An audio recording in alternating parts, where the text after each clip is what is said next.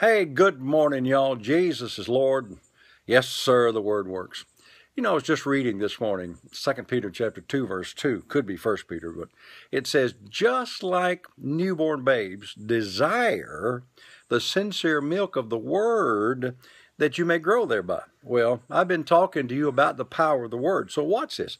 You need to crave after and want the word just like a new baby only wants his mama's milk. You know, the only two times a baby cries is when he needs a change and when he's hungry.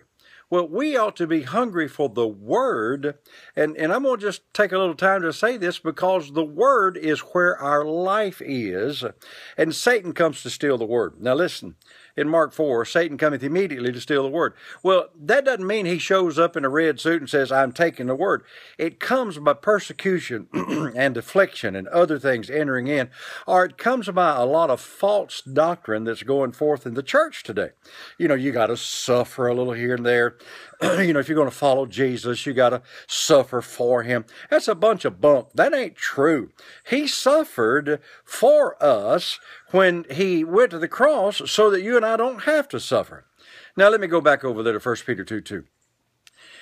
Desire the sincere milk of the Word of God that you may grow thereby. Now, watch this. You don't grow by trials. You don't grow by living for Jesus for 25 years. You grow by the Word of God. Just like it says, faith comes by hearing, and hearing by the Word of God. The only way you're going to grow is by the Word of God. I saw this 15 years ago, I guess. Anytime Jesus did a miracle, it says they were filled with wonder and amazement. A miracle didn't fill them with faith.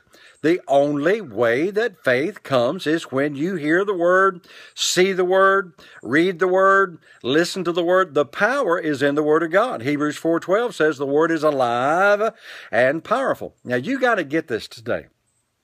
When you read the Bible, it's just as if Jesus himself was standing in front of you telling you what he planned for you. My God shall supply all your needs, or I have sent my word and healed you.